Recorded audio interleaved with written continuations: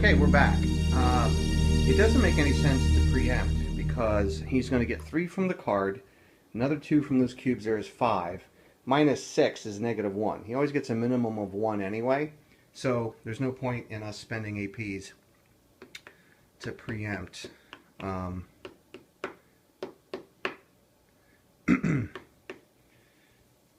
Yeah, and as far as the action that he's going to take, he's got a build lined up. Well, he's not going to do anything because he's only going to get 1 AP. So let's just do that.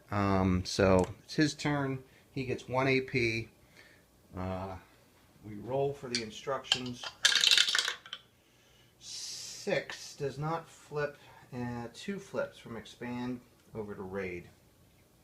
I hope to show you how I have learned to stop worrying and love the raid.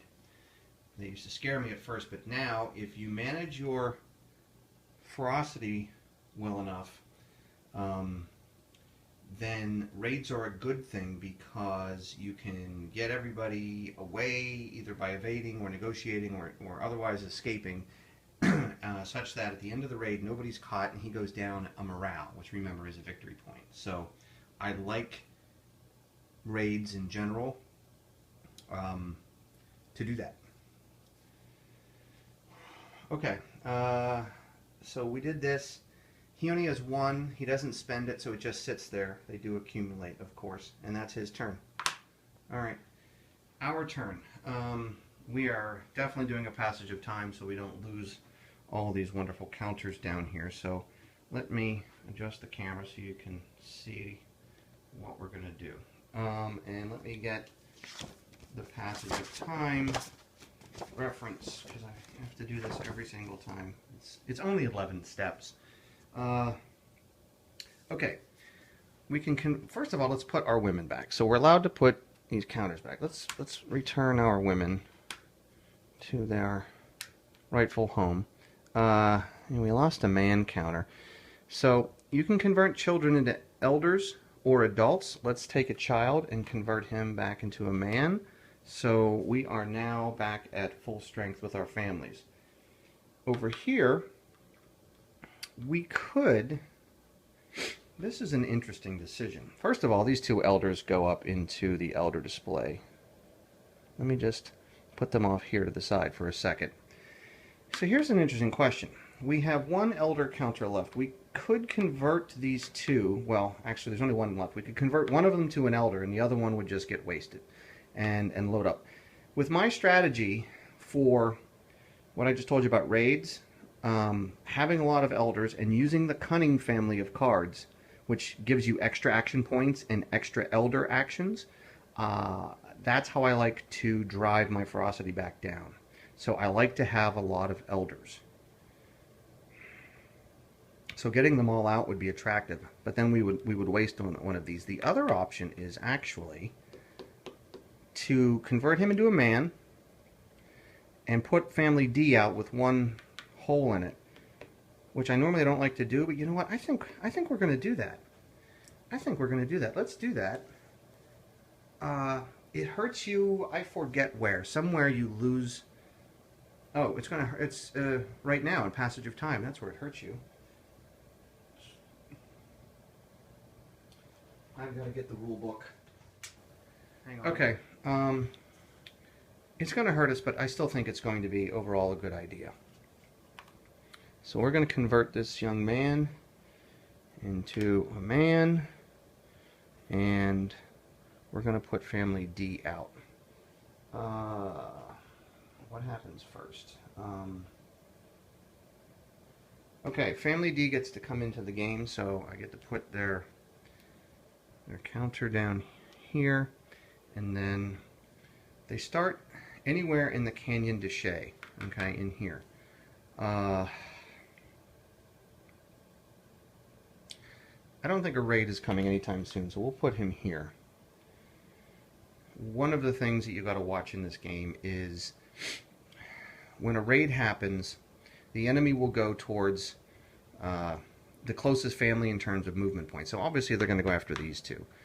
Assuming we get those out of the way by evading or negotiating, whatever, then he's going to go one of You know, he's either going to go after this guy or this guy. If raid counters ever enter a territory where there's no family, at the end of the raid, you'll put an outpost there. We don't want that. So I don't want guys coming this way. So that's why I was thinking, you know, maybe I want to put him all the way up into here to put him farther away from any potential raid. But you know what? I think we're going to put him here with the idea of moving him into Zuni, which, remember, is going to give us another 3 victory points in our in our next victory point check. Positive is positive. Any more than positive doesn't really matter, you know. But for the victory point checks go up. The first one is 8, the next one's 10, then I think it's 12 and 14. So, and plus we can do more stuff, right? All right, so we've got Family D. We're going to put him there. Adjust culture points. So for every gap that you have down here, you lose a culture point. So we go from 9 to 8, but then you get 1 for every elder that you added to the display. That's why I set these 2 off here. So we're going to go right back up. So all in all, we break even there. Not a bad thing at all. All right, return animals. So horses go back. Now these can be grabbed at any time, so it's really not a big deal. And animals breed. And it's Agricola type breeding, so you only get 1. So we get 1 horse and we get 1 sheep. And it's for having 1. You don't have to have 2. So 1 horse makes 1 horse, 1 sheep makes 1 sheep. All right, then I think we got to feed, right? All right, harvest corn. If we had planted any corn and we were sitting on top of it, we could get a free harvest. It's kind of nice, but not that big a deal. Feed population. So we have to feed them based on first arability, which is, boy, not many drought counters yet. Normally they're all over the place. Each area can feed, gives you 3 food minus 1 for every drought counter. And Canyon de Chelly never experiences drought. So let's do this in order. A is 3 minus 0, so 3. B is another 3 is 6. C is another 3 is 9. And another 3 is 12. That's cool. How much do we need? Well, we've got 3, 6, 9, 10, 11, 12, 13, 14, 15, 16. 16. And we're already at 12, right? Is that what I said?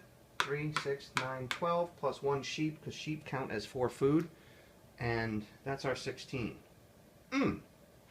Perfect. Came out of that in great shape. Feed animals. Now, each territory where we have a family, all right, we've got a family in 4 territories, can feed 1 pair of horses and sheep. So we've got 4, we're good. All right. Feed animals. Make an elder death check. Normally in this game I do a lot of planning early on before I do my first passage of time, so this has worked out pretty much ideally, I would say, because when you do take a planning action, your elders mature and they get easier for them to die. Aha, this is beautiful. So you remember all of these ceremony cards that we have, that we collected, that we don't want to have in our hand anymore? Well, now's the time to use them. We can use them at any time during player operations. This is player operations. So this guy here, we would have to roll higher than a 2 to ensure him living. Well, then we shall discard this 3. Get that out of our hand. In this guy we need higher than a 1, so that won't work, but either one of these will work. We'll get rid of the 5. That's out of our hand. And then again, you might want to consider what enemy way effect. This is the remove a trade goods, and this is the remove 2 women. We're going to get rid of this one instead, because that's a worse, much worse enemy way effect. So we'll get rid of the 6, leaving us with a 5 and a 1. Now we want to get out of our hand relatively soon, but okay, that was Elder Death Check. No effect. Excellent. Perform land recovery, so we're going to roll a die and see 5. 5, well, there happened to be one there. It's either the one that you roll or something adjacent, so it could have been Black Mesa or Zuni had there been nothing in 5, but there was nothing in either one of those either. Okay, return all corn. There was no leftover corn in our resources box. Had we harvested any corn, it would have gone into the resources, but we probably would have eaten it anyway, so you don't do that a lot. Okay, if card 41 has been removed from the game, which is the Pueblo Revolt, which is coming any moment now, and it's not, then blah, blah, blah. Actually, not blah, blah, blah. This is an important point. When card 41 is removed from the game, okay, there will be 3 red cubes up there again at some point. And then some event cards will, whenever you reset cubes, you never reset the reds. You only reset these ones. But at some point in the game, when we get to this position, where there are 2 red cubes, well, fewer than 3, and Pueblo Revolt is out of the game, then taking a passage of time action will reduce enemy morale -1. Okay? Because there aren't 3 red cubes. So that is one way to drive enemy VPs down. So later in the game, hopefully we'll get in a situation where we can do that, and that's one of the tricks I've found to drive enemy VPs down. Alright, reset cubes. Well, here goes our big buffer, but hey, it lasted longer than I thought. So reset means these 3 go back in, and all of this goodness merely slides over into recovery limbo. But hey, it's going to happen. Alright, that is the passage of time. Now let's do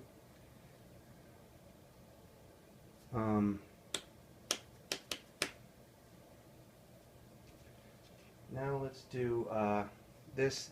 Roll a die for war in Zuni Mountains. There's nobody here. Remember I said if I had moved him here, yeah, that would have been bad because then he would have gotten removed. So we absolutely didn't want that to happen. Okay, absolutely. My instinct was right. Move him up here because now war just happened in the Zuni Mountains because I rolled a 3, and any family here would be removed from play. Nobody's removed from play, but we do lose a culture. We can deal with that. Finally, roll to see which instruction swap. 6, subjugate and peace. Peace comes into the game. All right, we like that. We like that a lot. All right.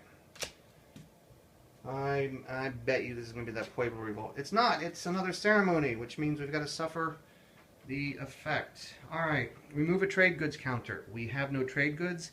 And remove a man from play. Oh, man. I should have discarded this last time. Crap. Remove a man from play. Okay, we're back. Sorry, my phone filled up. Okay, so we suffered the enemy way effect. The trade good was no effect, but we had to remove a man. So I removed a man counter from Lowly Family D. And I think we're not going to take this card. We're not going to get a woman counter to the passage of time. We just did passage of time, so I think if we took it, it's going to sit there. And then we've already got 2 of these ceremony cards that we have to get out of our hand, and we already have a 1 die roll, so I think we're going to forego taking that. That's a lot of ceremony cards. That's 5 out of the first 7. Alright, next one. Okay, so this... Oh. Okay. Alright. What did I say? 5 out of the first 7? 1, 2, 3, 4, 5, 6, 7, 8. Alright. We have a lot of information in our hands right now. Okay. First of all, you see the event here? If planning, operation, executed, look at the next 3 cards and arrange them in any order. One of the principles for success in this game that I've found, what little success I've had, is that knowledge is power. Knowledge of the deck is absolute power, okay? And I will do this almost always, unless I have something absolutely more pressing to do, because you not only can you look at the next 3 cards, you can arrange them. Now the other thing we know is this was card 8, which means card 9, right, by math, must be the Pueblo Revolt. So we can... my point is, I think we should plan, and we know that's coming anyway, but we can still maneuver stuff. Plus we can look and see if there's any ceremony cards coming, so we're going to plan. Question is, do we want to preempt?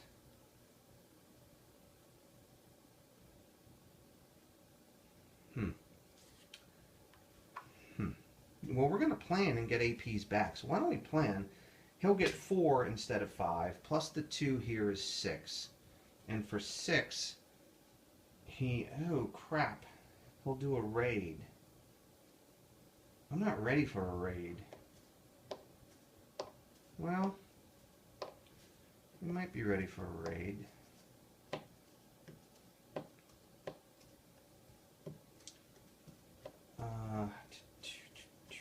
Oh, actually, duh.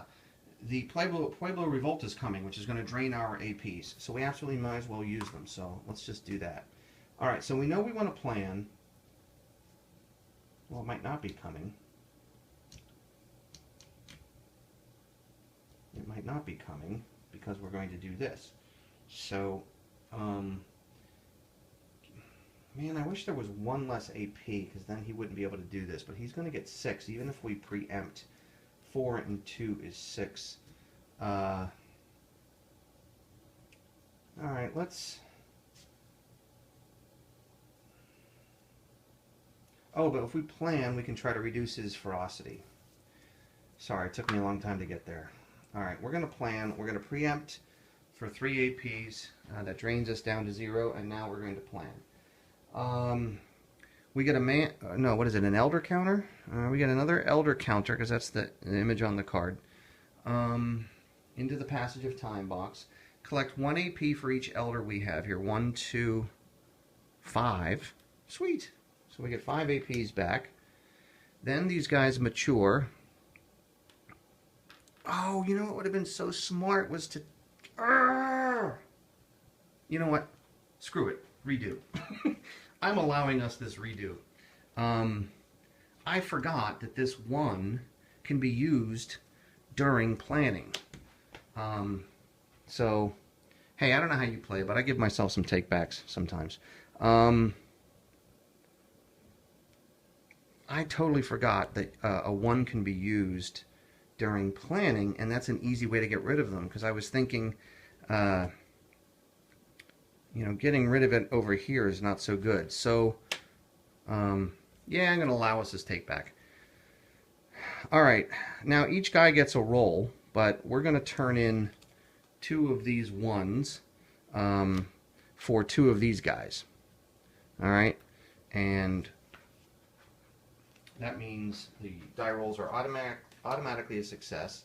So this 3 is, we're going to choose as our action to reduce family ferocity.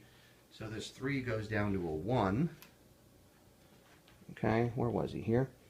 So that was 2 of them, and then we have 1 more 1 and 2 1-2s. So here's the 1. Got it.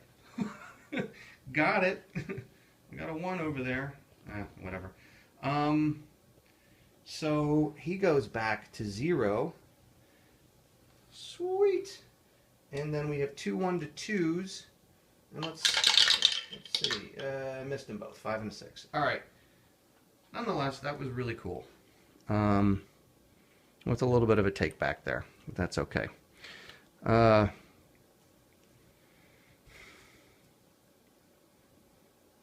1s also would have come in handy. Whatever. Okay, those were free elder actions. Now, if our culture is greater than 0, we have 8. We may spend, each family that has a woman may spend 1 AP, which we're going to do. So we're going to take our 5 APs down, 1, 2, 3 to 2, and we're going to, if culture, each family may spend 1 AP to place a trades good counter into. So we're going to get ourselves 3 trade goods. Now that enemy way effect of that blessing card could hurt us, but still, one of the best things, I forget if I mentioned this already because I'm making this in segments, but I made this chart for myself with trade goods on it, reminders of what they can do. I think I mentioned that already. Yeah, so that I've got that right here in front of me. Okay. Then the other thing we can do is each family with a man counter may spend an AP to conduct tribal diplomacy or warfare. Well, the relevance there is for the the instructions there with stars, the Utes and the Comanche, but they're on standby. They're not even in the active column yet, so we're not worried about them. So we don't need to do any warfare or diplomacy with them. And besides, we want to have a couple of APs for the raid that's coming. Lastly, reset cubes. So hey, that's a good thing. All of these cubes here go back into the bag. So that's a good thing for us. All right. So now it's his turn. He collects 4 APs plus 2 is 6, plus 1 is 7 because he had 1 left over. And let's roll to see what happens. Now note that you can't use any like ceremony die rolls here because it's not a player operations, it's enemy operations. Double 5s. So subjugate. Show you here. Subjugate switches with slaves. So we took his slaves, he's coming to get some slaves from us. Alright, and now he's going to do both a build and a raid for 6 AP, and leaving him with 1 again. So first the build. He builds in the lowest numbered region that doesn't already have one, so each region has a number there. That would be this, but hey, we're sitting right on top of it. That's pretty cool. And then he's going to do a raid. Alright, now a raid, it's a raid 3, so he gets 3 raid counters, 1, 2, 3, plus another raid counter for the total family ferocity. So we have 0, 0, 0, and then 2. We didn't get that down, unfortunately. So he gets another 2. So it's going to be 5 raid counters. But you know what? We are going to be just fine. Just fine indeed. So, I think now, I'm not exactly sure when you can place a harass, but I think we can do it now. So what we're going to have, it doesn't really matter, either one of our families is going to spend one of our 2 remaining APs to put a harass counter right there, because that's going to soak up 2 of these things. Then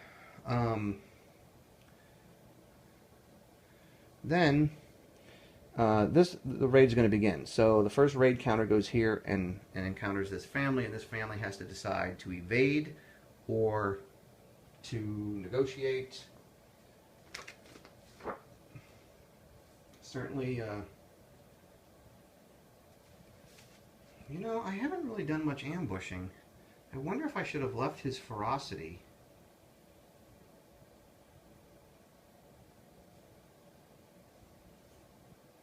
That's fascinating, actually. That is absolutely... Hold on while I think this over.